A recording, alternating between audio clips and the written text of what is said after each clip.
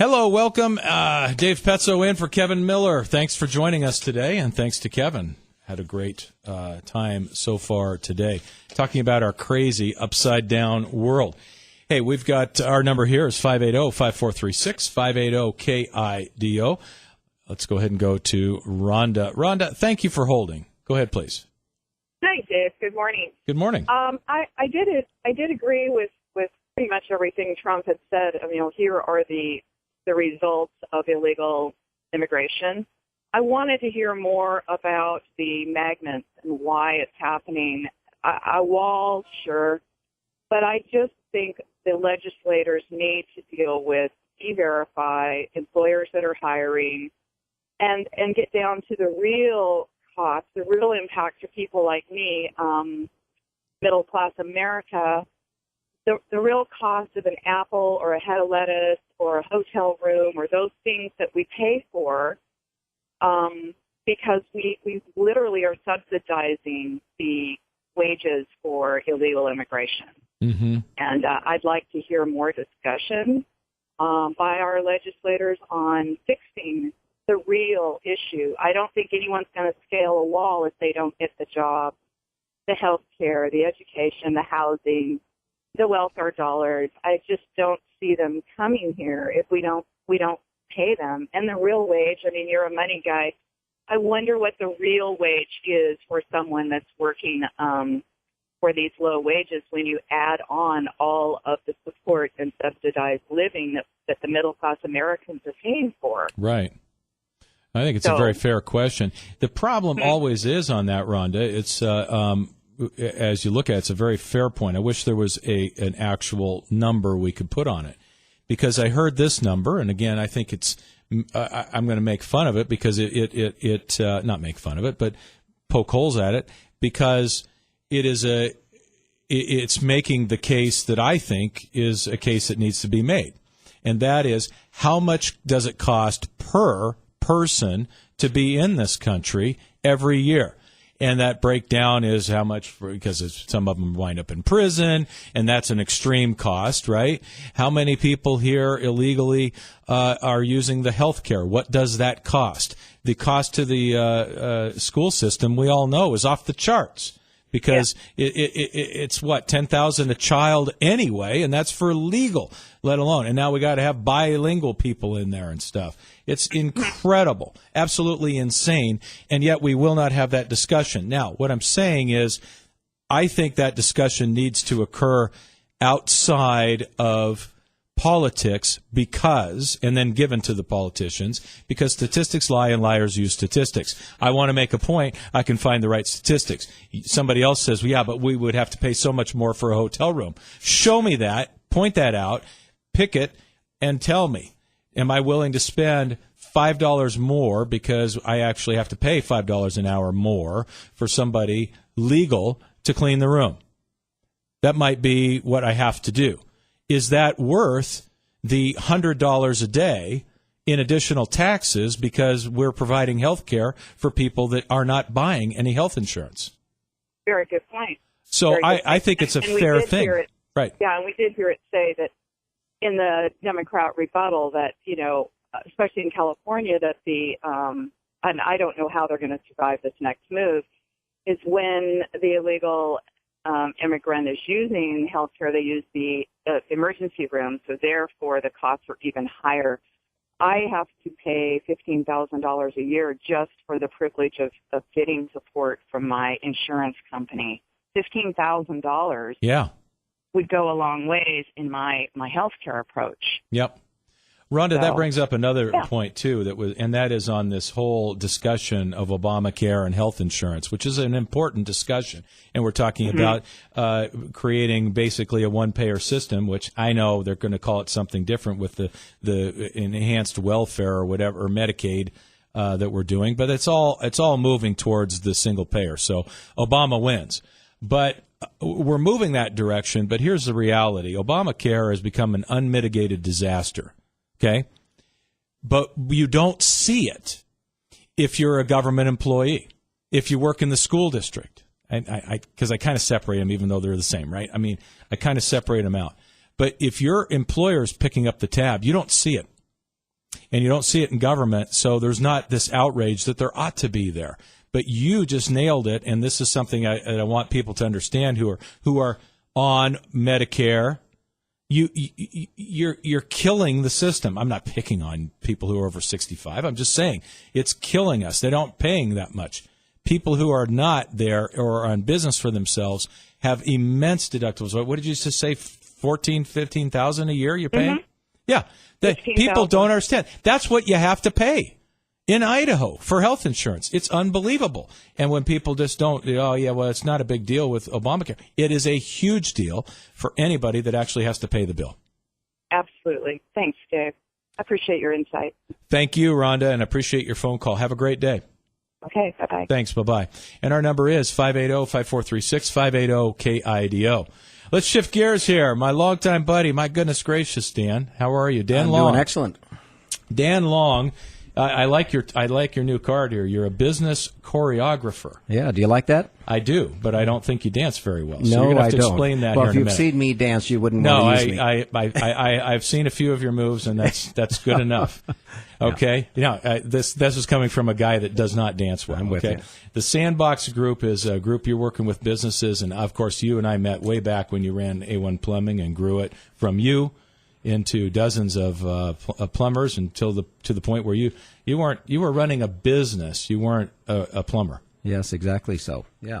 It was a great run. I actually sold that company 10 years ago. I had it for 25 years and sold it 10 years ago. And now I do business coaching with small business owners. And it's so interesting. I love this time of year because this is the time where business people are saying, I'm going to make a New Year's resolution. I'm going to change things, right? Mm-hmm. And then that happens for about 2 weeks, maybe a month. I'm going to get to the gym. I'm going to eat different. I'm going to put a business plan together. I'm going to change my life. That's right. And then in February, we have a prayer that's most used by most business owners. That's the serenity prayer. They try a couple of things and then they give up. It's right? true. That's right. And you know what? If you want to lose 20 pounds, what you don't need to do is pray and give up. What you need to do is get off the 600 or 6,000 calorie a day diet you're on. Mm-hmm. And you do have to move a little bit. And change your habits, right? Yeah. Get down to the gym for more than that the 2 weeks of the year membership you paid for. So it's about, Covey says first you form habits, then your habits form you. It's good. I like that. All right. So what is your big pursuit now? You're coaching people. You're helping businesses do what? Well, we help work. When I get with a client or anyone, I'll meet them. Met some folks a couple of days ago. I love the business owners because I always ask, how's business? And depending on which way the head goes, either side to side, rarely up and down. Mm-hmm. And it's just not working. Right. And what I find, particularly with most entrepreneurs, and I like to specialize in entrepreneurs because I am one, we find a very, very consistent theme, and that is they're stuck. They're stuck like I was stuck for about the first 10 years of my business. And they keep bumping into something, and they can't identify what it is. And if you can, you like to use the analogy of a salmon on the Columbia River. He just keeps bumping into something. He can't get upstream until finally he hits his head and he looks up and he says the word damn. D-A-M, right? They keep bumping into themselves. And entrepreneurs, they're most of the time, without question, they're in their own way. They're bumping into themselves. Right. And they just keep doing the same thing over and over again. So I just help them step back a little bit and say, let's stop bumping into that. Let's find 2 or 3 areas in your business where you can be most effective, and let's get you spending 90% of your time doing those things. Gotcha. So let's kind of toss this out. So how many people that you run into? Is this something that's like, to a degree, is for everyone? Kind of like, can everybody use some form of counseling? Probably some. Is that the same with small businesses? Well, yeah. I mean, I just thought of this analogy today. When I was at the gym on the treadmill at 5:15. Good for you. You're going to make it all the way through February? I do that 3 days a week. Good for you. So you know what? You start a business, right? You have this great grand vision. I want to create this. I want to create this wonderful life. And then you get about 10 years into it and you realize this is not going the way it's supposed to be going. It's kind of like, this is what I was thinking. If you wanted to become a cabinet maker, what you don't do is you don't go get a chainsaw and a hatchet and start cutting up wood. What you do is you get up alongside a master woods person, and you ask them and you listen and you watch, and then you start developing and acquiring the tools. And then eventually you can become a cabinet maker. But if you're just going to use a chainsaw and a hatchet, you're not going to be a cabinet maker. And it's so often, we all need a little bit of help. I needed some help about 10 years into it.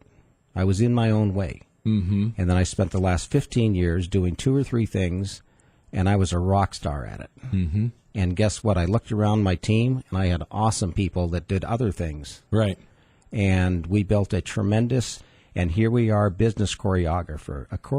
A business needs to make great music. It needs to put on a performance. A1 Plumbing, 10,000 times a year, we went to people's homes and put on theater. We rolled out a red carpet. We showed up on time. We treated our customer fairly. And guess what? They kept calling and telling their friends. And we had no problem.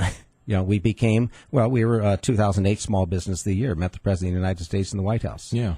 That kind of a business, right? Exactly. So business choreography, if your business isn't making beautiful music and art, people won't come.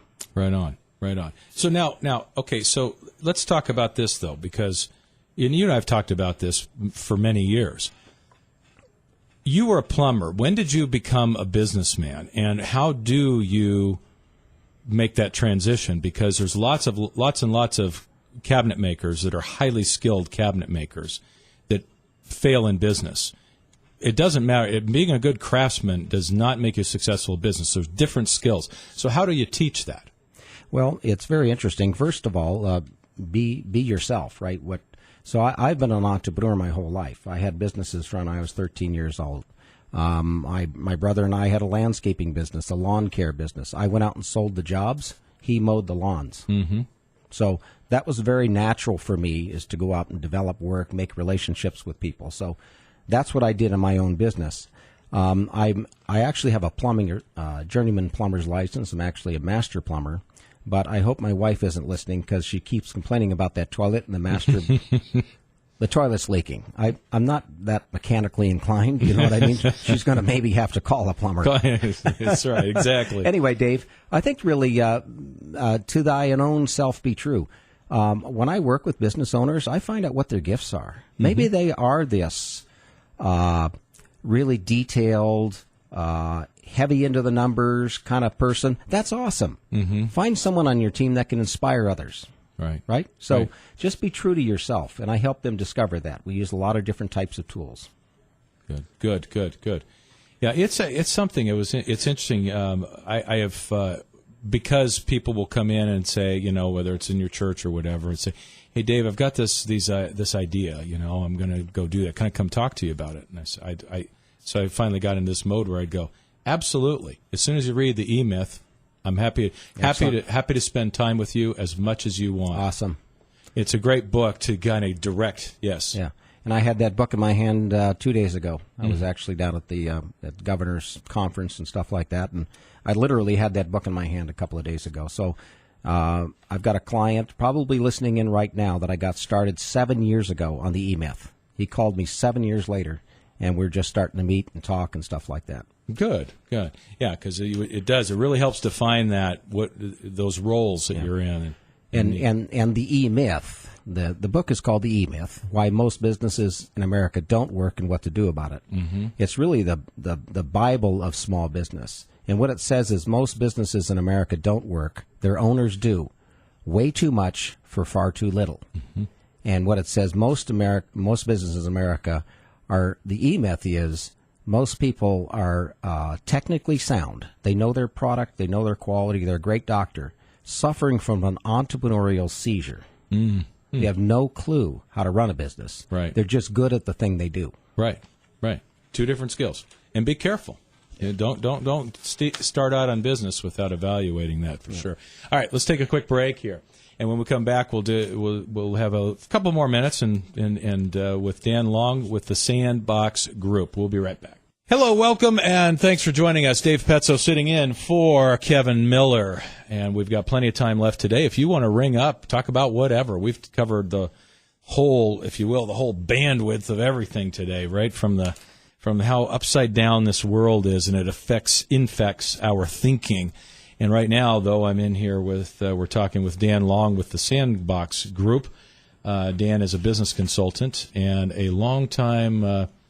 Well, you've been on this behind the microphone in this studio for a lot of hours go over back the to years. A lot of years with John and Chris, and you and I, Dave, and Joe Prin, and all kinds of folks. Yeah, exactly. Probably well over 30 years. Yeah, it's amazing. We've been talking about that recently as well. Yeah. But I want to go back to that. You say the start stops most entrepreneurs. Yeah. Right. Yeah. What do you mean by that? And how do we get over that hurdle? So, again, the first, right around the holiday season, things are kind of winding down. Business is kind of wrapping up. You get a little bit more reflective, hopefully, right? It's been a good year. You get a little closer to your family, and you start thinking about next year, right? Mm-hmm. So you make all your grand plans. Maybe that right after Christmas, before the first of the year, you pull out your list and you go down the middle. You put all your goals down. Yeah. And then you get about a week or two into that, and a couple of disappointments, a couple of oppositions, a couple of this, and then you give up. Right. And then you're starting on the serenity prayer. Let me control the things I can, and give me the wisdom not to, you know what it is. Mm-hmm, mm-hmm. And it's not really courage. It's not courage that people are lacking. They have the courage. They just don't have the tools. Mm-hmm. They don't know what to do. Right. They have the desire, but. And then again, they're in the same situation a year later. So I think, you know what, one of the things when I work with a business owner, and I have been there, I've been on both sides of this thing, right? And, it's kind of like, I use the analogy of it's the difference between working with someone that's maybe a travel agent. And a travel agent will send you to places that they've seen many times on their computer, versus a tour guide who will take you to places they have been many times before. I have been there. Mm-hmm. I have been on the ground. Right. I've ran a business for 25 years. I understand the pain. Right. And I also understand some of the real challenges. Mm. So, it's such a mental game, running a small business, right? Because, you have to believe in yourself. You have to have faith in yourself. And I tell people, if you don't believe in what you're doing, how do you expect your employees to? Right. If you don't truly believe in what you're doing, right? Mm-hmm. So I just wanted to share a quick story if I could. There was a study conducted several years ago, and they wanted to find out the common denominator of human success and happiness. So what is the common denominator of human success and happiness? So they put this whole computer model together, and they fed in a bunch of data of 100 people that were identified as having been successful in their lives. And it was startling what they found. They immediately ruled out education. Mm-hmm. They ruled out ethnic background. They ruled out a bunch of things that you would think would contribute to that. One thing they did have in common, most of them were raised when they were young in towns of less than 15,000. That was one common denominator they found. But the overall common denominator of all human success and happiness is these people were 100% resolute good finders. Mm-hmm. These are people that find goodness in themselves, in others, in all situations in life. Mm-hmm. And not only do they find goodness in others, they affirm others and lift them up. And that was really, I think, Dave, you and I were very, very blessed to be natural, resolute good finders. Right. Right? It's just, maybe just a gift. Yep. But whatever it is, I can tell you that people enjoyed working with me. Mm-hmm. They loved the company that we built, right? Mm-hmm. Clients I work with, they like that influence. For some reason, it just lifts them up. right? And that's a gift. It is. And we're called to use that gift. Right. And when I said I learned in my own business to identify 2 or 3 things where I can add the greatest value, I spent most of my time lifting people up so they could lift my customer up, right? And I literally had a set of pom-poms on my desk because there were times where I got down. Right. And I had to look at those things, and I'd go into a meeting. I had a meeting downstairs, and by God, I had those pom-poms in my hand. I said, if you're not the cheerleader, if you don't believe in what you're doing, how do you expect them to? Correct. So, like I said, it's a mental job. If you're not wired as a resolute good finder, and some people aren't, it's a skill that can be learned. It is. And it's also, and for those that have a gift, you have to always keep working on it. It's not something, you don't wake up happy every day. Sometimes you just don't. I mean, it's like you create habits of going to the gym. But honestly, if you didn't sleep well the night before, whatever reason, you don't want to get out of bed and go do it. But you do. Yeah. Because it's a habit. It's hard work. So can being a good finder be a habit. Be optimistic. Be forward-looking and be affirming of the people that are around you. And you'll gather people. People are attracted to that. Absolutely. And then our real job is to pass that on. Is what C.S. Lewis calls, you want to be the good infection. I like that. You talked about someone the other day that's got a sinus headache or something, and well, stay away. We don't want to get what you've got. Right. Well, how about if you're the good infection of what C.S. Lewis says? People why don't you come to work? We want to catch what you've got. Right on. Good. And that's leadership. That is leadership. All right, Dan, we're going to say adios. You bet. And we're going to run off to some Channel 7 news here in a minute. But Wonderful. Dan Long with the Sandbox, thank you, my friend. Absolutely. Thank you. Appreciate you and your 30 years of friendship. You bet. Thank you. Have a great day. And we are going to take a quick break. Terry, you are up to bat next, and then Barbara on the other side of the news break. We'll be right back. Hello, welcome, and thank you for joining us. 580-5436, 580-KIDO. That is our number. Let's go ahead and go to the phones. Let's go to Terry. Terry, thank you for waiting. Go ahead, please. Professor Petso, 5 in the morning? Really? I know. I know. It's early, man. But, hey, good for you. And gone on how to deal with all of this, and you know how serious I am about everything. I remembered a word a while back that I learned in English class in high school. It's called aphorism. Aphorism, a concise, memorable expression of general truth and or principle. Most people these days want to go ahead and overanalyze or parse their words. What do they really mean? Just stand up and say what you mean, and if people get upset about it, I'm sorry. I've got a bumper sticker on my car. It says, hey, just because I don't care doesn't mean I don't understand. That's good. So, my life has turned into a bunch of T-shirts and or bumper stickers, and it's really relaxed me. Well, good. That's great. That's great. So, so you deal with the upside-down world with T-shirts.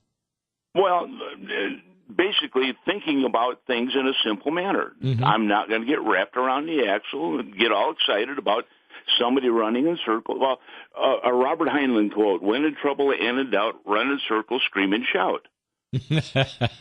What does that solve? Right. Not a thing. Right.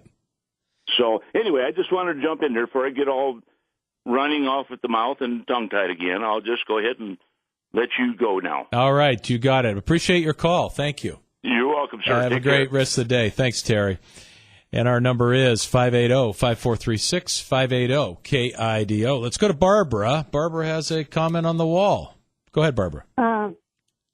I am opposed to a physical wall, but we have the technology for sensors that could detect an ant approaching the border, and I'm sure it would cost a whole lot less than a physical wall in this day and age when we've got so much technology.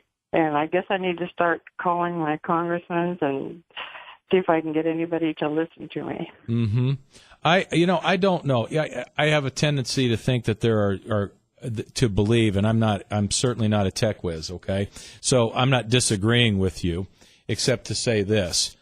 The border has and the border security obviously has phenomenal technology at their disposal, including, drones, planes, things like that. And yet a lot of people get in anyway, a lot.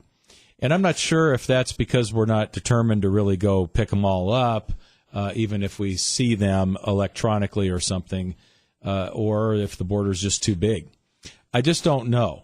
And so I do know that the walls that they did put in, Barbara, in some of the cities, like they expanded a wall in San Diego, it worked.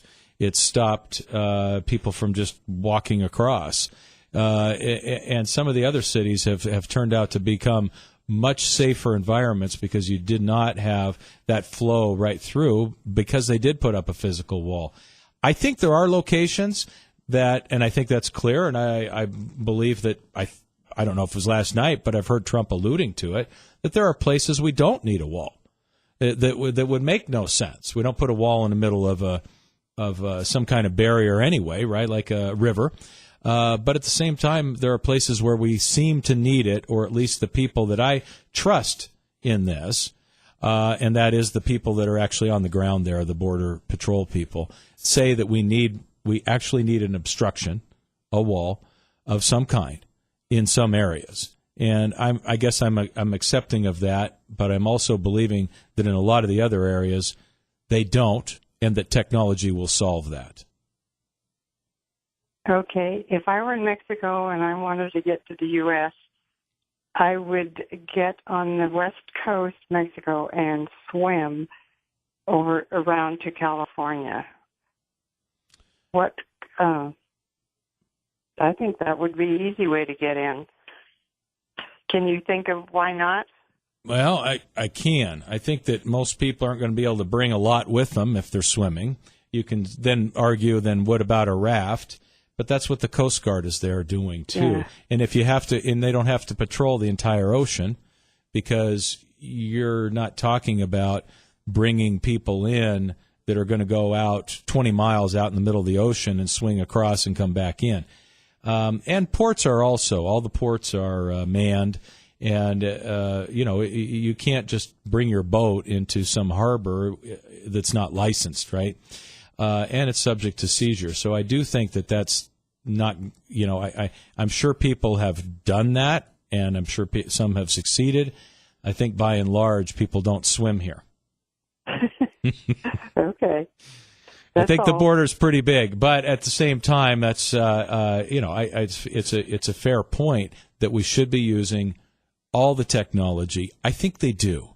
And I also think that President Trump's point of 90% of the heroin, which is a huge problem in this country, is coming from Mexico, and it'll still come from Mexico. But why wouldn't we want to make it harder?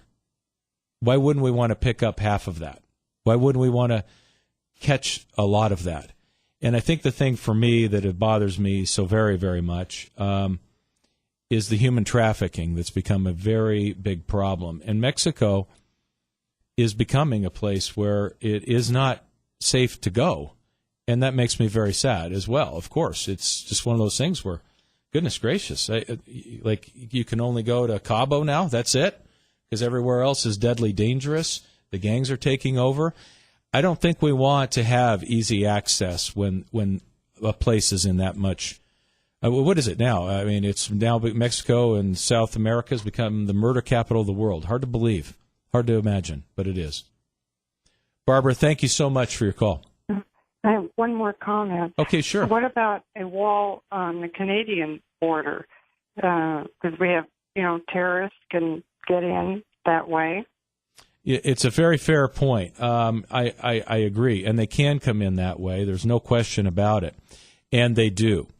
But Canada does a much better job of screening the terrorists from coming into their country illegally. So therefore, it is not as big a concern. They're not coming in as much, and they certainly don't have infamous and terrible gangs. Again, nobody thinks it's all of those poor people that are down there are gang members. But we have to be able to keep them out. It's not okay that a police officer died. It's just not okay. Oh, it's only one. Is that really where we've come? It's only one? It's only 100? It's only 1,000? There's really millions of people here, but most of the people coming across illegally, why don't we have everybody come across legally? And then we also can make sure that we don't have gang members coming. Because why wouldn't they come here? There's more money here to do drugs and to sell drugs. And why wouldn't they? Plus, they get to have cooler stuff and better houses while they're in America. Of course gangs are going to come here. So, but they don't come from Canada. They come from Mexico. And if we have a problem with Canada, I would hope we'd put up some barriers there too, if we need them. Thanks, Barbara. Okay. Have a great day. Bye-bye. And our number is 580-5436, 580-KIDO. We got to take a quick break, our final break, and hopefully you will give us a call. We do have a clean board. If you'd like to make any comments in the last 15 minutes of today's program, we'd love to hear from you. We'll be right back. Hello, welcome, and thank you for joining us. Yes, Dave Petso sitting in for Kevin Miller. Our final segment upcoming. Thank you again for all the phone callers. I've had a great time. It's been a very fast, almost now, 3 hours. Right now, let's go to the phones. We've got some folks lined up. Josh, thanks for joining us. Go ahead, please. Hi, my name is Josh, first-time caller, long-time listener here. I guess my greatest complaint on the border, I mean, you just look at other countries like Germany, France, everybody that took in refugees. I mean, I think Germany, for the first time in its history, had, I think Muhammad was their number one boy's name this year. And I just go, what are we getting from Honduras and South America and Mexico coming across the border? What is that going to do, and how does that change, I guess, the face of our current country? You know, what religion are they bringing? What God do they believe in? Things like that. I just believe we don't know what we're getting if we just let the border run open and people run in. We don't, and it's not even. I appreciate what you're saying because I believe that is true too. You want to also preserve the culture of your country. No different than us. You know, if we all went to Mexico, it wouldn't be right or appropriate at all for us to try to change all of their culture. But it's a natural process, so it becomes one of those things where we have to be aware of it. And it's not like we want to limit, like, oh no, we don't need too many. We got too many of the Asians. We've got too many of this. That we'll leave that up to the liberals who are now deciding that there's too many Asians in college, and so they need to diminish that and reclassify.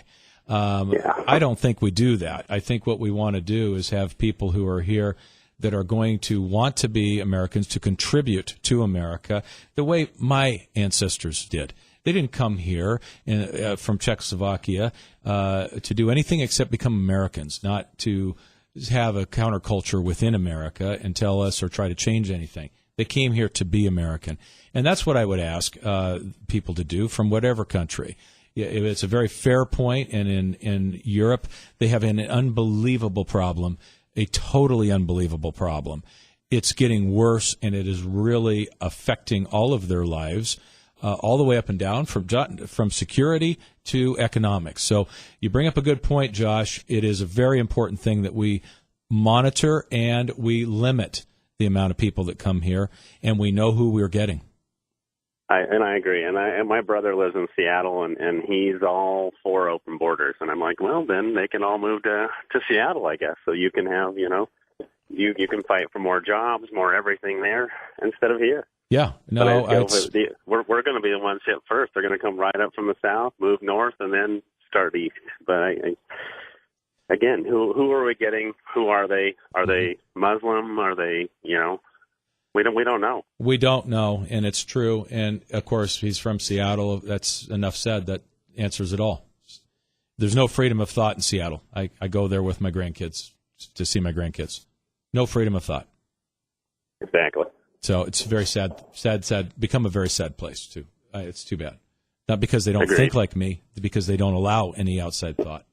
Josh, thank you. Thank you, sir. Have a great day. Dave. Bye-bye. Yep. Bye. Let's go ahead and jump over to Arvil. Arvil, thank you for calling. Go ahead, please. Yes, I I want to follow up on Barb's comments. Mm-hmm. I know a young fella who came up along the coast of California to get in from Mexico. He had failed 6 times trying to get the normal way across the borders, and it's not that hard. They have a network of moving people, and especially with California and their attitude now where they are welcoming the illegals. Mm-hmm. You listen to Newsom, the new governor. Yep. We maybe ought to consider building the fence on the eastern side of California all the way up to, the Canadian border. Well, some have suggested a wall around California, yes, yeah. because of all the migration out, right? Well, we'll let those folks come out, the ones that should be out, and let them stay with the illegals down there and deal with it, pay for it. Right. Now, on the Canadian border, I grew up 5 miles south of the Canadian border, across from Vancouver, BC, and they do have a drug problem there. They do have drug gangs, and it is just, that border is just so hard to deal with. I'm very familiar with it, and it's nothing to come across that border. Plus, Well, you grew up in Blaine? Is that where? Well, actually, Lyndon, Washington. Okay, all right. Which is just down from Blaine, but it's Surrey, BC, is a suburb of Vancouver, and it's just a real drug-infested situation. Right. And we'd have to do something with that border.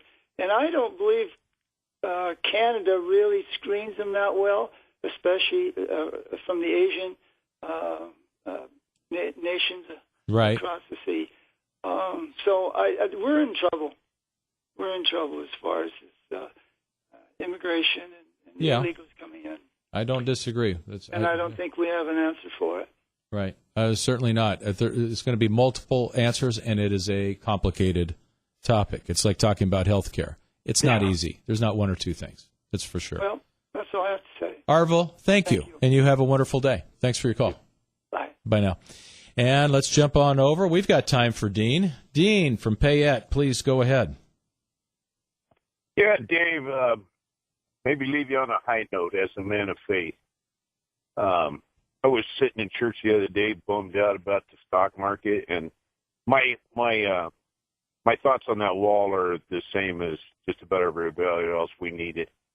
But while I was sitting in church, bummed out about the stock market, I feel like the Lord told me, he says, didn't I teach you 30 years ago that it was all mine? Mm-hmm. And I let you keep 90%. And I haven't been bummed out since. It's like, hey, it ain't mine anyway. I like it. Yeah. It just made me feel better all week long. I've been up about it. So I thought I'd pass that on. Dean, I appreciate it. That is very uplifting. So thank you for that. I appreciate that. Hey, you have a good day, bud. You do the same. Have a great day and a great week. Thank you. All right. Bye. Bye. You know, it's interesting. I think that Dean leaves us even in whether you have a spiritual or church background, whether you believe in God or you don't. So much is about our attitude, and it's an interesting thing. I heard something, and I haven't done it yet, but it's on my list of hurry up and do it things, and that is I'm going to put a jar of dirt on my desk as a reminder that that's where I'm going to return.